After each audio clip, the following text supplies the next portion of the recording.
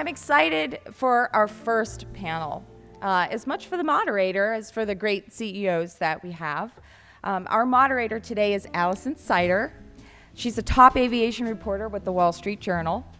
Allie has covered subjects including the Boeing 737 MAX grounding, all the pandemic's effects on airlines, and the overall travel experience. She's covered the small community air service crisis very thoughtfully as well.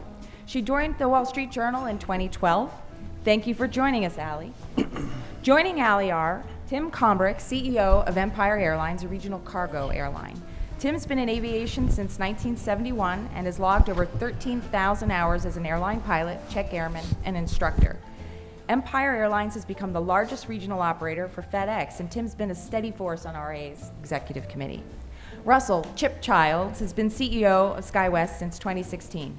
Chip's led SkyWest through tremendous evolution and growth under his leadership, and SkyWest was named one of Fortune's most admired companies. Rick Leach is CEO of GoJet, which he founded in 2005.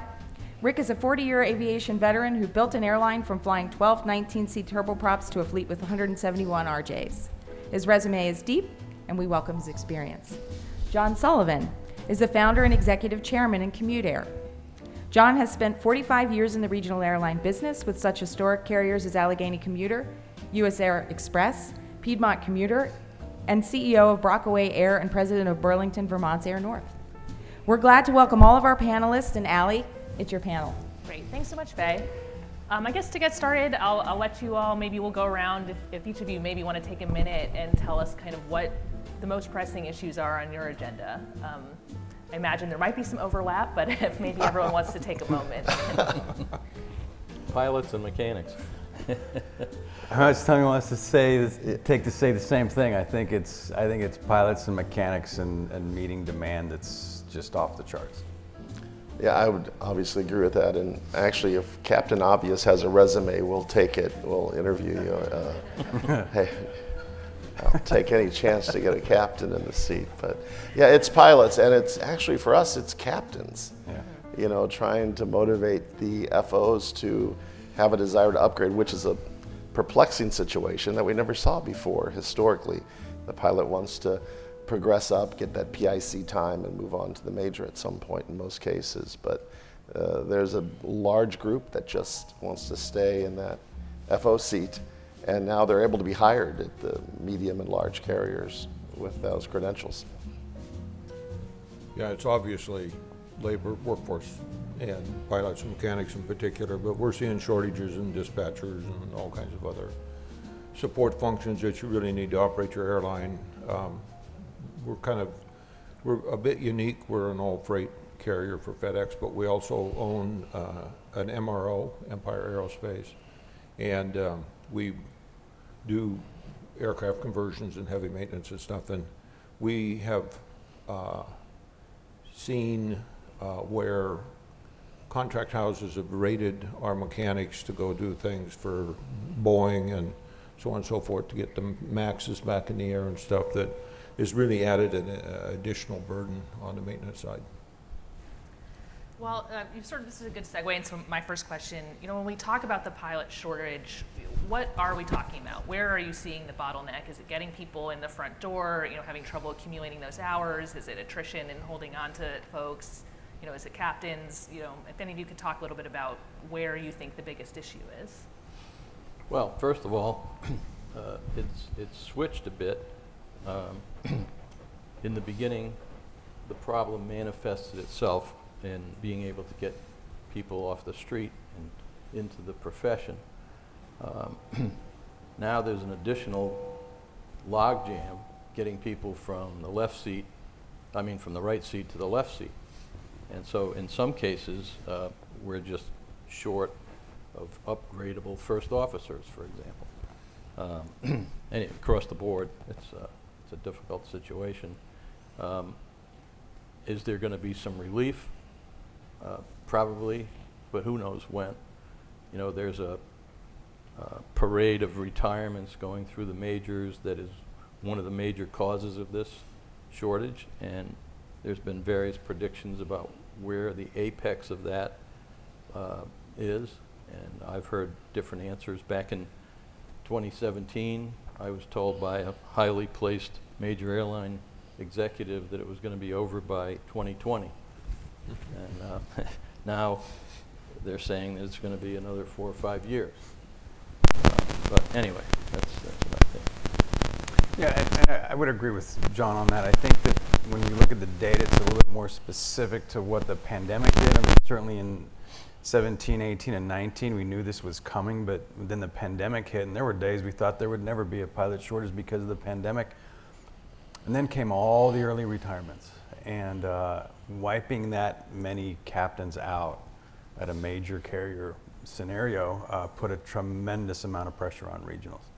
And from our perspective, a little bit of it has to be time, since we weren't hiring and through the pandemic until about March of 2021. It takes a while to get the first officers qualified to become captains. So from our perspective, we think that there is, particularly with new regional pilot pay, tremendous interest in joining the profession. That used to be an issue several years ago, but I think people want to join the profession. I think making sure that, particularly for SkyWest, we're very excited about our pipeline and people coming in the front door, but it's the captain upgrade.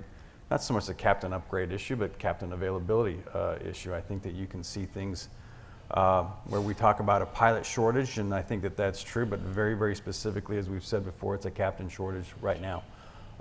And I think we can deal with the continued long-term sustainability of pilots, because I think that's going to work itself out economically, but making sure that we have enough captains to meet the current demand. And I don't know if we talk enough about the demand for regional flying right now. We talk about the short supply of pilots, but the demand for regional flying is off the charts. Never been better. I've been doing this for 21 plus years, and I've never seen the level of demand, even at historical levels, even pre-2019 levels, at least the conversations we're having with communities and partners and that type of stuff. Very, very strong. So I think that we got to be patient and very disciplined in how we handle it. I think it's all of the things that you said in your question. All of those are part of it. They all create this large issue that we're dealing with. And what Chip just said about demand, it's those of us that have been around, and all of us here have been around for decades in the business. I mean, we're geared towards trying to meet the challenges and the objectives of our major partners to fill that void where they want new opportunities, where they want more capacity. And we're unable to even come close to meeting what not only they deserve, but the traveling public and the market is asking for. But I think the problem has migrated. Early on, it was getting people in the door because the cost of entry to become a first officer had skyrocketed in cost, where they thought, okay, I'm going to go invest $150,000 in becoming a pilot. I'm going to go to a great school, let's say like Embry-Riddle, and come out with 400 hours with a great structured training program, and I'm going to go get my job and sort of learn another even more highly structured training program at a regional and hone my skills and my profession. That all changed. No, you need to go invest another $100,000. And then that, I think they had to think, what do I want to do? Reevaluate my options in life and my career path. And so with the changes recently, and it's gone up, the professional, the wages have gone up over the course of time, but here of late they've gone up quite significantly. I think even more than maybe Mark's slides might have presented, but it truly is a profession where the return on investment is significant. So it is something that I think will entice people to come in, but that's a long path. It's a long runway to get them there.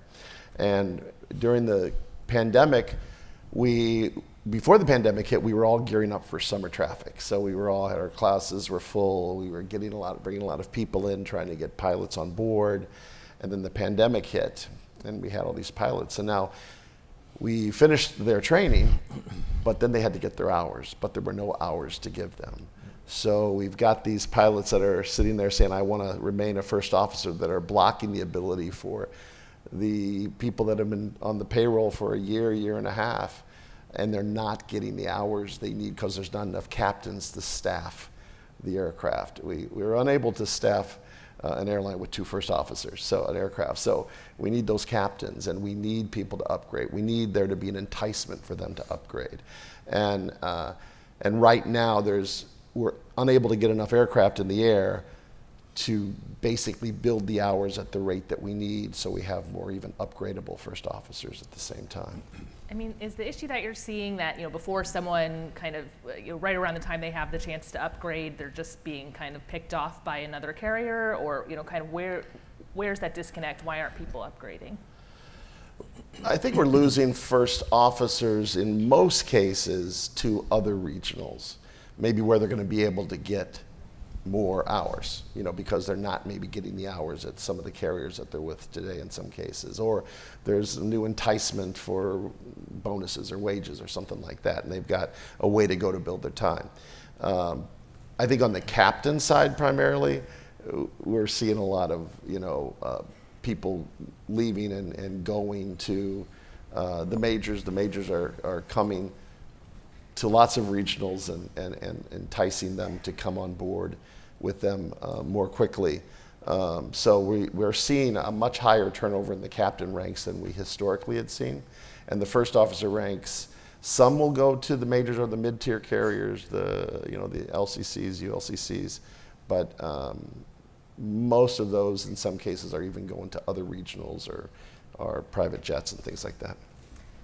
Yeah, Tim, could you talk a little bit about what you're seeing? Well, I'd like to comment on something that Faye and Dion commented on, which is really the lack of the ability to fund this expensive occupation, and the need to be able to have affordable loans and access to federal funds for pilots to pay for flying airplanes. It's great to have a degree and an education, I believe in that, but flying an airplane is a trade. And we have plenty of young people out there, a lot of people that see this as an opportunity probably for the first time in their family's history to break kind of the poverty level, and by becoming a pilot with really big upside to it, and they're unable to fund it. So I think that, because I agree with everything else that was said here, but I think that's a major issue that just has to be dealt with in this country. And what are some of the tangible impacts that we're seeing already? We've already talked today about small communities starting to lose service. Tim, we talked a little bit last week about some of the routes that you've got uncovered. Could you tell us a little bit about what that looks like? Yes, we're at the point, we basically provide last mile service for FedEx, okay? And so small communities have overnight express service because we can fly them there in a Cessna Caravan, a Cessna 408, or an ATR. And if we can't fly those, then those packages get trucked or sent by some other means, and you can't get it there in a designated cutoff for an overnight. So if you're shipping vital supplies and blood and human tissues and all of the other things that these communities need to support their populace, if our service breaks down, they're not getting what they need. And of recent, we have been in a situation to where we're selectively canceling routes ahead of time because of the lack of flight crews.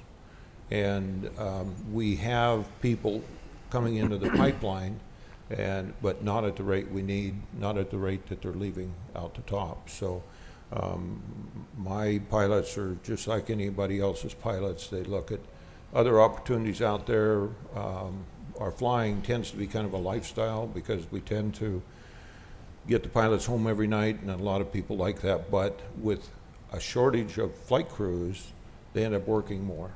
And they go, well, if I'm going to do this, I might as well go make twice the money that I'm making to go do it. So we are working diligently to break that cycle, but we're seeing the level of pilot candidates increase somewhat, but not nearly to the rate we need to see it for long term.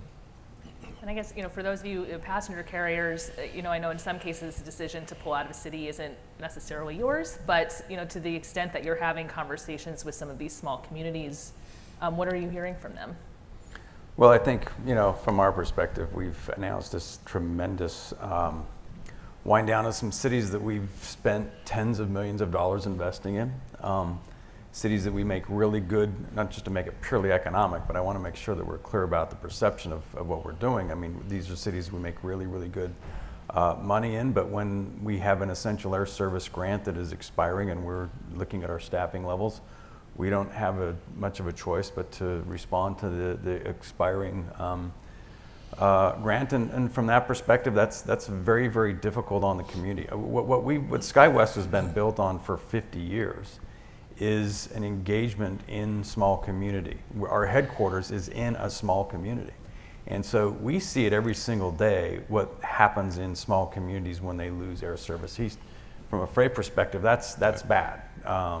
From an absolute, passenger perspective, that's also equally bad. We're not very far from, our headquarters is not very far from Las Vegas, and it's sort of an easy drive to Vegas, but there's a tremendous amount of demand still for our community in St. George and many others to, have that service coming in. And it's even more important post-pandemic, because we talk about the de-urbanization of America through the pandemic. I mean, these small communities are where people want to live now.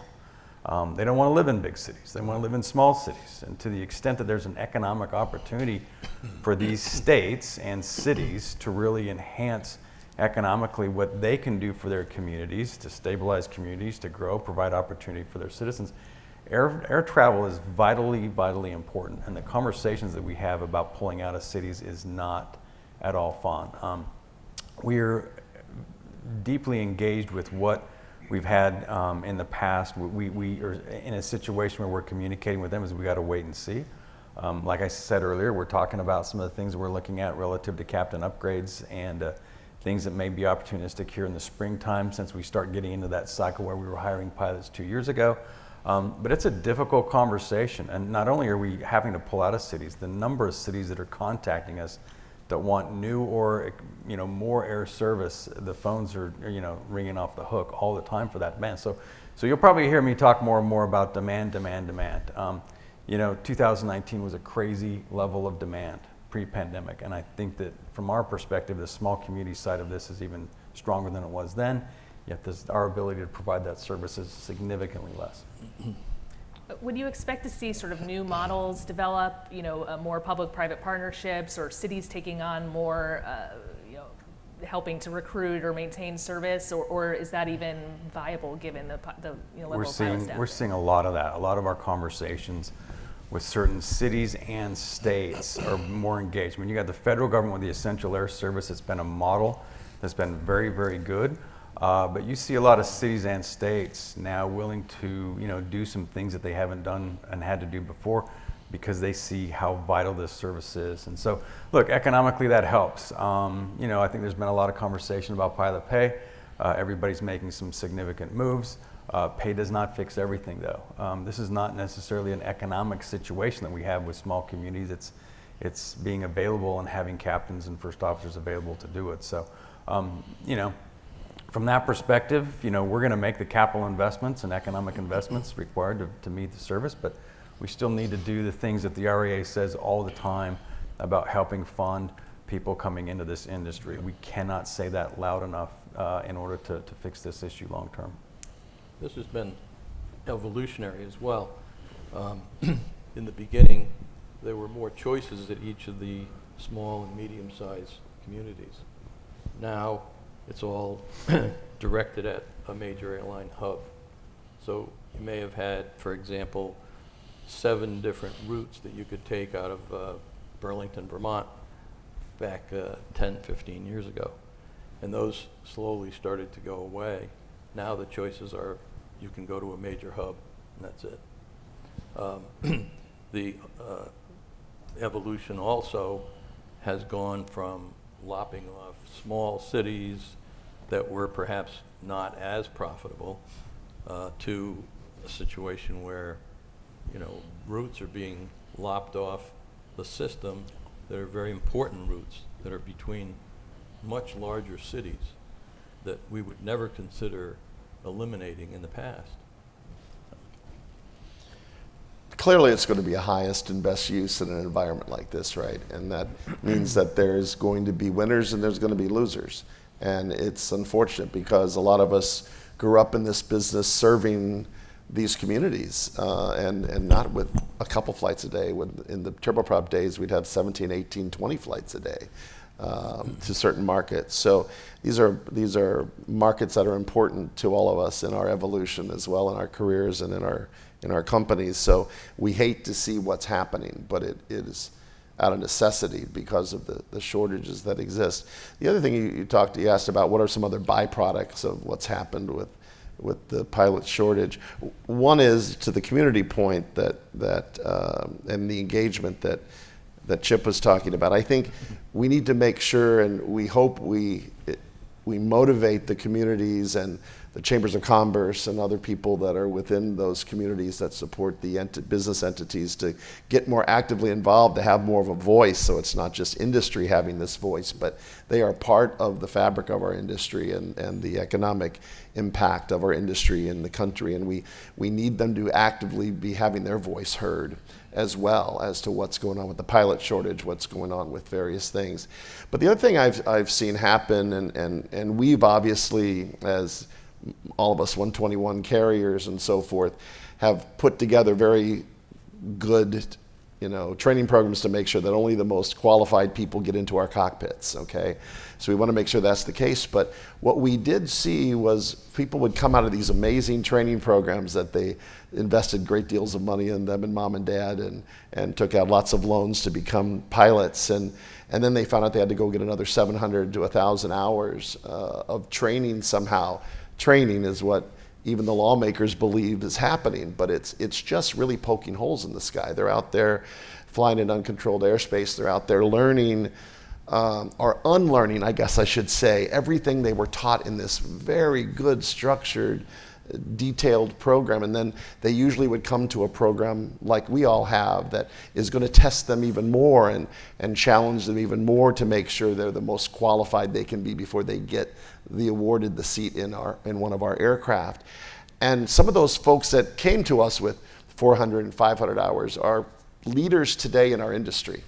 They're head management at a lot of the majors. They evolved that way.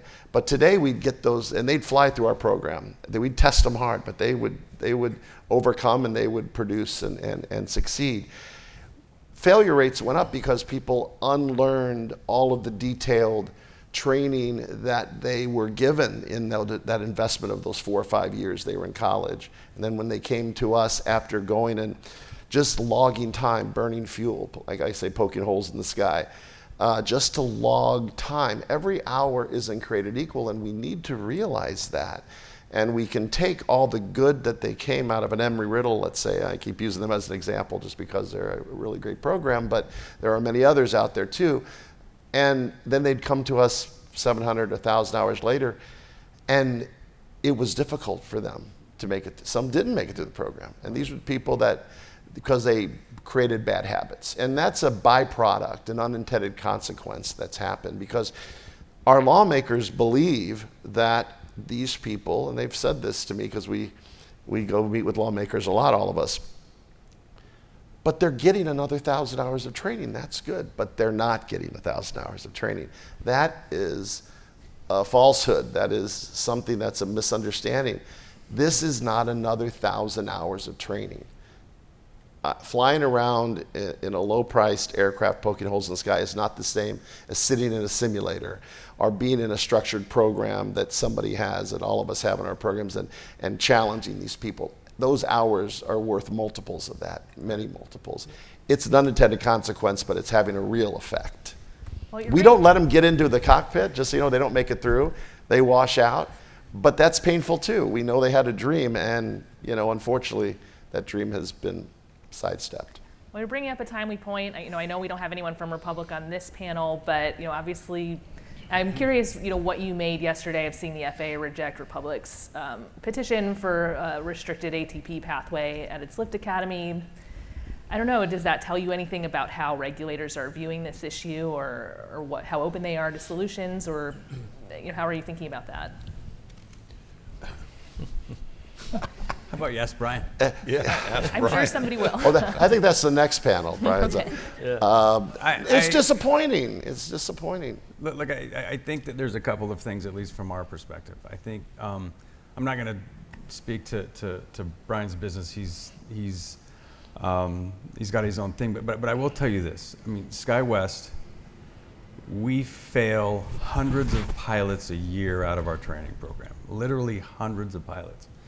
We bring them in, they have 1,500 hours, and literally we have hundreds that we say, you're not going to make the SkyWest cut. And from that perspective, some of those pilots, I don't know that 3,000 is enough. I don't know that 4,000 is enough, but they're flying for another 121 carrier, but not SkyWest, and probably not for any one of these guys. I will just say, and we understand this from a regulator perspective, we understand it from a political perspective, but most importantly, we need to understand this, like Rick said, from a safety perspective. And the safety perspective is very, very clear. I, as a CEO, am worried about the bar and the finish line that they have to finish with. And we have, I'm going to brag for a minute, I think we have the best training program in the industry. We have the most sought after pilots in the industry, and it's because and we have an upgrade problem from first officers to captain because it's hard. I'm not going to make any apologies about how hard it is to become a captain at SkyWest Airlines. And you may fail, and if you can't become a captain, that's going to be a problem, because it's going to be maybe even harder to get hired down the road. So I'm not going to make any apologies about how hard it is at SkyWest, and I'm not going to sit here and say, I'm going to lower the bar so that I don't fail hundreds out of my training programs. But at the end of the day, 1,500 is a application requirement, not a training requirement. And in my view, you just have to have that to apply to be at a carrier. It's disheartening to see that what some people will throw out as data relative to that mark. But to my view, we have to evaluate from a pure safety perspective, as Republic has done, the best way to train pilots. We're not talking about even the most efficient way to train pilots. We're talking about the best way to create good pilots in this industry. And some people don't want to have that conversation, but we do. A direct answer to your question is that there's not enough appreciation on Capitol Hill yet about the difference between towing a banner over Miami Beach for $1,500 and a specific airline training program. There's not enough appreciation up there, so the proper decisions are not being made. Chip, you guys have an application in for a charter certificate. Just curious if you see Part 135, do you see that as a solution or a potential pathway for folks to gain more hours or to produce more captains? Yeah, I think, let me back up on we don't have an application in for a charter business. We own a charter business today. We have airplanes on our charter business. We have an application in for commuter authority. But I want to be very, very clear. We are going to fly charter flights. If we can fly commuter authority and we can fly to small communities in a way that helps enhance their air service, that's great. But the baseline for us is we sort of stumbled into this. We had charter companies calling us, we have so many assets sitting on the ground because we don't have enough pilots, to say, hey, we want to lease some aircraft from you because we know you have some sitting on the ground. And when we started looking at that conversation and having the conversation about some of the things that's happening in the charter world, there's tremendous demand in that space as well. So our first and foremost idea about doing this is utilizing some assets to form to start a charter business, which there are hundreds of, and in a Part 135 operation. And the interesting part about this is I don't think people realize that there's 2,000 departures a day with 135 operators today. I mean, it's a very large piece of the national airspace. And from that perspective, you have to evaluate that. But from our strategic perspective, we love the idea of having a diverse business that may attract captains and may attract other people to this business.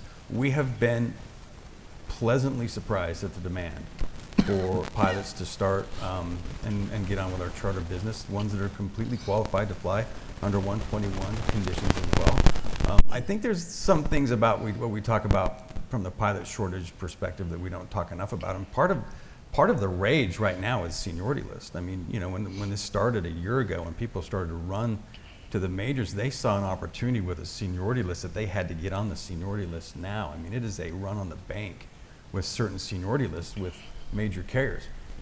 Well, ironically, with this little charter operation that we're starting, there seems to be a little bit of an interest in a new seniority list. SkyWest has a very big seniority list still, but there are some direct captains that want a fresh start. And by the way, charter, we lose some of our pilots to charter operations as well.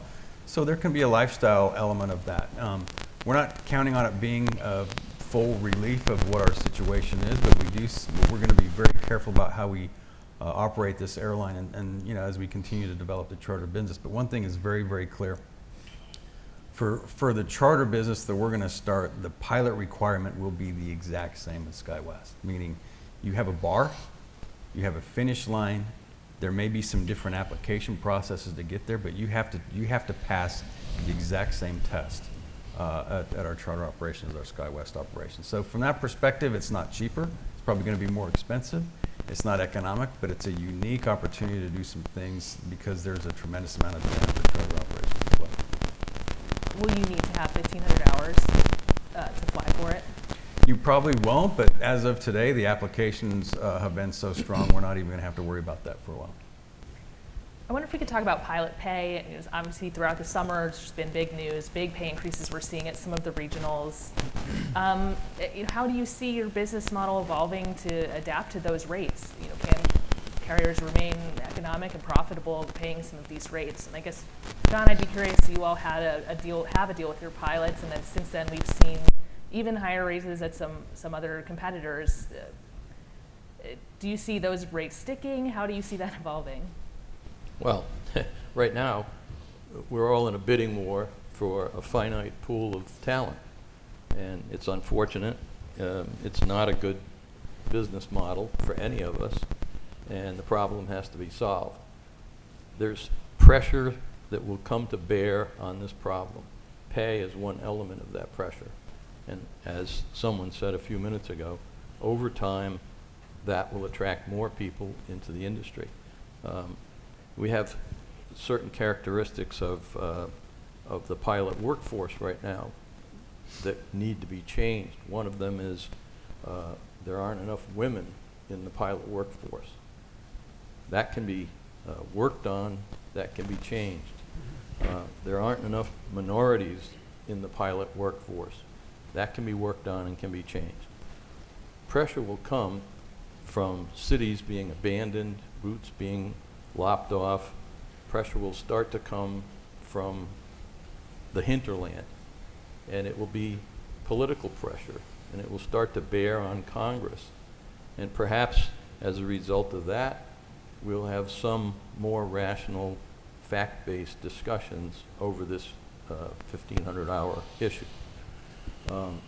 So between trying to attract different groups into the profession and couple that with the extra pay that's coming in, the majors will eventually decide that they're not getting enough connectivity anymore because of the inability of the regional airlines to staff those smaller aircraft. So there'll be political pressure, there'll be commercial pressure from the majors, and hopefully there will be some response to the vastly increased wage structure to attract more people from different categories into the profession. Anybody else, just how the economics of the business might change with these pay rates if they survive? Well, we've been borrowing money a little bit this last year just to be prepared for this because of the evolution of getting to these rates. Excuse me. You know, as well as making sure that it's a sustainable, you know, way to manage through these with our partners. And from our perspective, you know, I think that it's, for us, these rates are deeply concerning for us. They're rates that we have not even been close to being used to relative to what we thought the markers were going to be even a couple of months ago. Nonetheless, it does give us a lot of opportunities if we can sustain it. So, economically, that's an entirely different probably format for this, but I think from our perspective, we are a bit nervous about the rates, but are also, confident that we've got some economic and strategic models in the long run to make sure that this works itself out. I think if the rates do have a meaningful impact on turnover and stability within the carriers, that will have an impact. I think if we can start seeing our hours start to turn and go the other way and we're building hours and adding hours to our schedules instead of reducing hours every month, that will start to have an impact to help offset because we're becoming more productive. But we do have to find a way to manage in this new reality. I mean, ASM costs are going to go through the roof. I mean, these are regional size aircraft. We're between 50 and 76 seats, and in some cases, payroll costs in some seats have doubled. And yet, in some cases, an FO can make 2.5, 3 times the salary upgraded to captain, and they're still not doing it. Why not? I don't, we got to figure that one out too. But the impact is significant. Obviously, we are all long-term players in this business, so we need to do. I never thought we would see rates at this level for regional aircraft.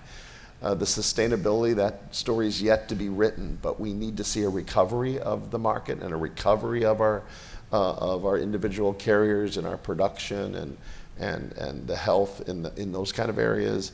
And then I think we'll have to see. But it is significantly more than obviously any of us ever anticipated it would happen, and it's happened very, very quickly, of course. Unfortunately, this should not be a negotiating tactic, which it's become. I mean, there is a pilot shortage. We need people to acknowledge that. And key players that are part of our industry, important parts, are believing there's not. It's the possible shortage or the supposed shortage. It's a real shortage, and it's having a real economic impact, and it's driving these rates because we need to maintain and sustain and to recruit. But I think the story has yet to fully be written. So for the smaller carriers, and especially in my instance, my worry is, where does this end? I mean, I understand why this is going on. None of us like to see this solution, temporary solution, by throwing, for lack of a better word, throwing money at a problem. But is this round 3, round 4, round 5? Where's it going to end? And it affects everybody else in the business because our pilots are no different than any others. They believe that they're flying equal size airplanes and they are entitled to equal pay. They may be flying under totally different circumstances. They may fly totally less hours. But if you're a pilot, that's not really what you're looking at. You're looking at, what can I do if I go over to SkyWest, or what happens if I can go to Republic? And so my worry is there's more rounds in the future. I don't know the answer to that. I wanted to see, before we move on, if there's any audience questions. There might be someone with a microphone, or there might be a mic stand, but if anyone has any questions, this would be we'd love to open it up. Okay. I've got more, so.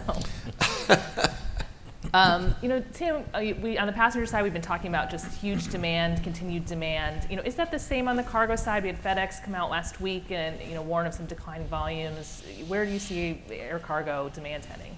Well, there's a difference in the express business between volumes and flights, and the issue is that if especially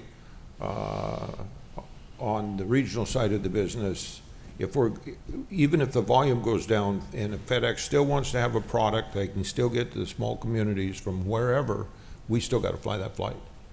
So I don't see that affecting too many of what would be regional flights. FedEx has given notice that they may be trimming some flying, and I think most of that will probably be international type stuff.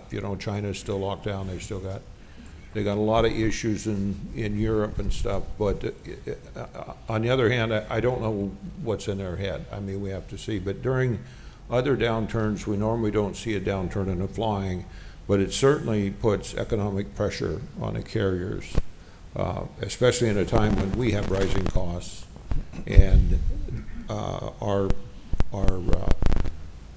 carrier that we work for is struggling with less demand. So it can certainly affect us economically. I don't think it'll see mass groundings of airplanes for us. You know, we've been talking a lot about sort of the immediate issue of the pilot shortage, but I guess looking out ahead, you know, if we're looking in the future, we're in a post-50-seat aircraft world, you know, what does this industry look like? You know, is there something coming up behind, or how do you think that will change things?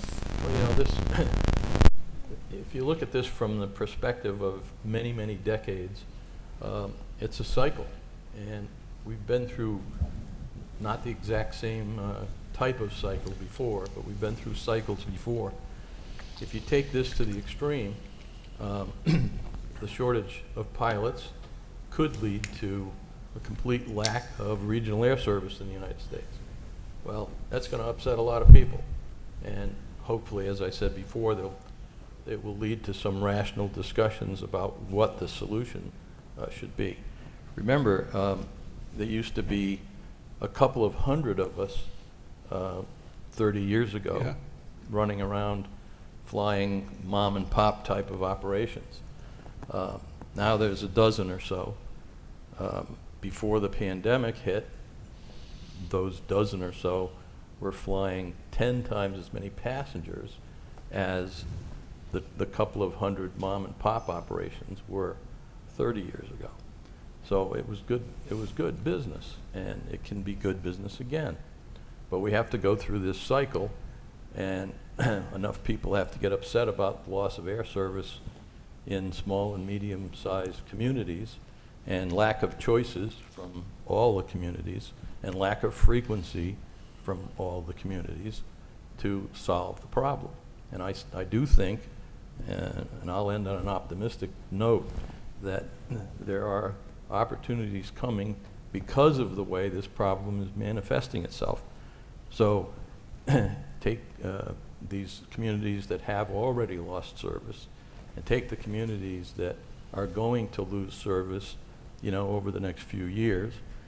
And what do the airlines do in response to a shortage of pilots?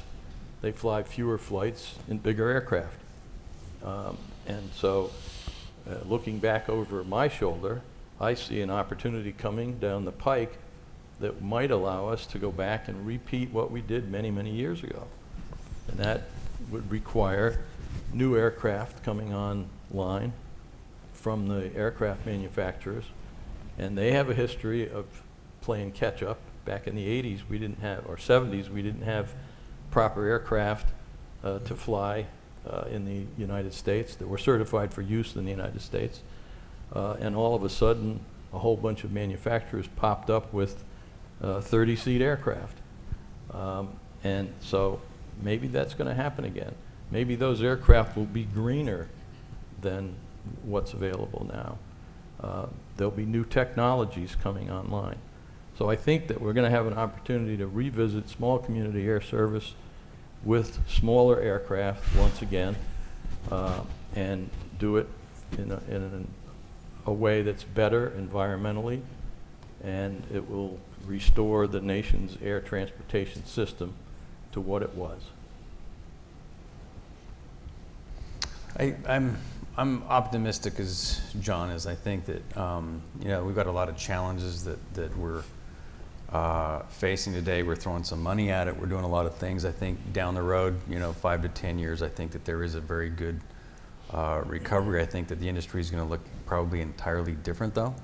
I think we're going to have to embrace, with these types of costs, we may have to embrace some new and different revenue models. We may have to evaluate different levels and ways in which we recruit.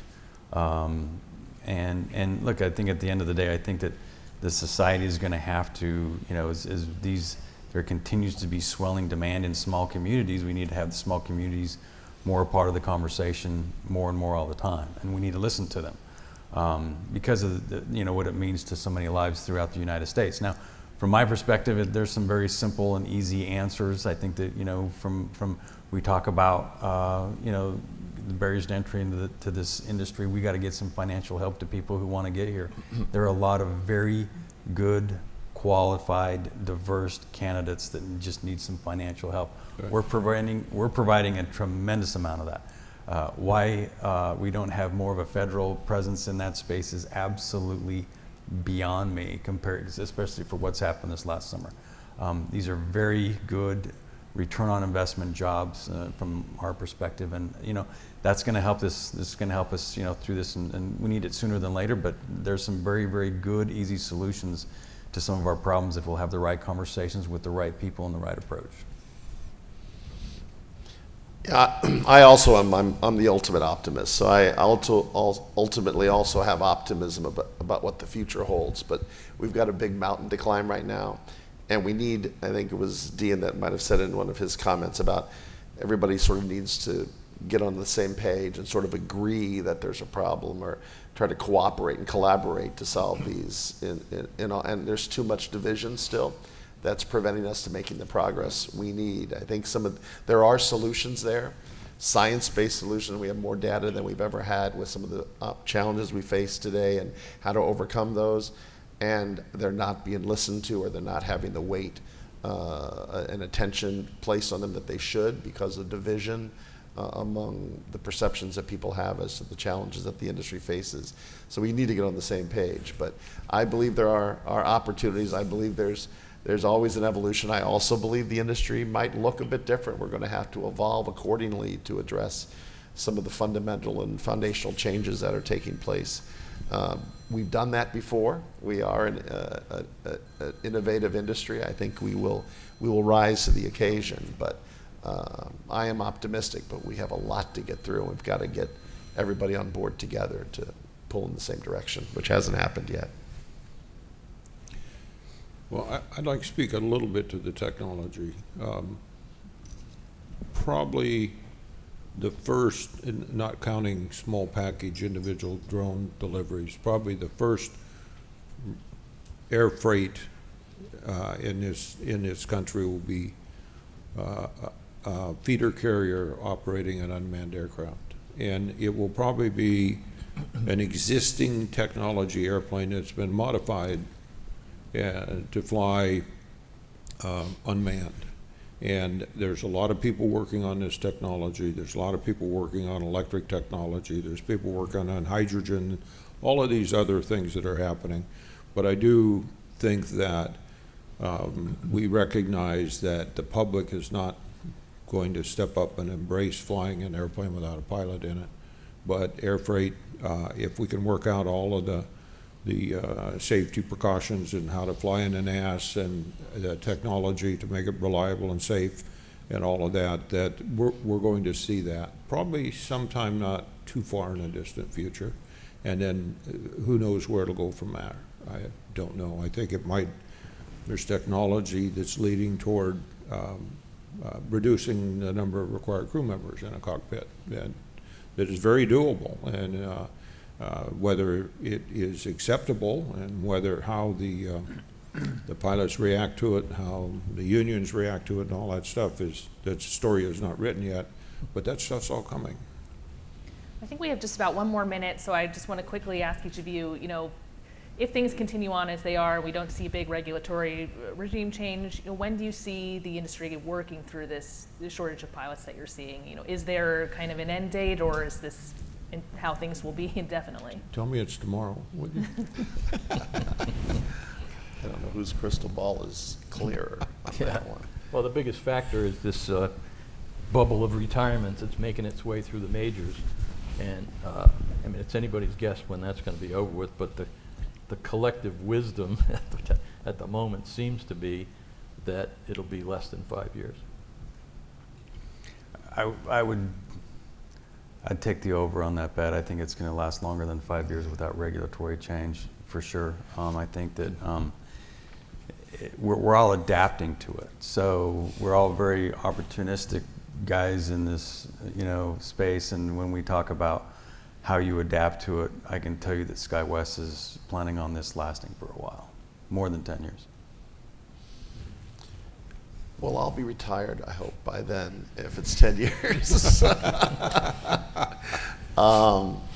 No, I believe, obviously, we all are working to do everything we can to try to make it better as soon as possible. Again, I think all of the stakeholders need to get on the same page and agree that there's an issue and there's a problem, and we need to use all of the knowledge we have and all the scientific data we have, safety-founded data that we have to help address some of these challenges. And I think we can make progress in a more meaningful way, but there's too many key opponents that are on opposite sides of the table taking diametrically opposing positions that just doesn't make sense. So we've got to get beyond that, but I would say 5 years would be an objective, but I think it can go a little bit over that as well, because the lead time to prime this pump is significant. I think I'd be clear about your finish line too. If you want us to get back to a 2018 space, that's going to take more than 10 years. If you want us to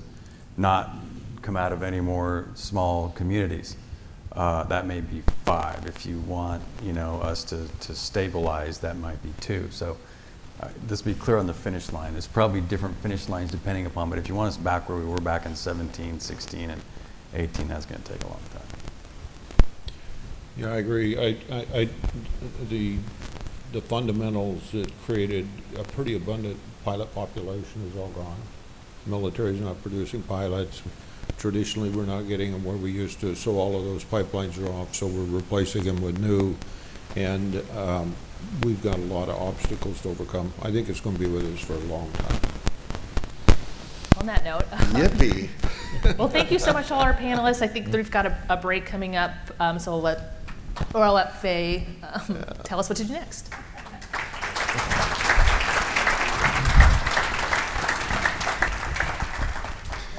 Thank you. Well, clearly lots of problems, but we're all together and are resolved to safely solve them. So thank you very much.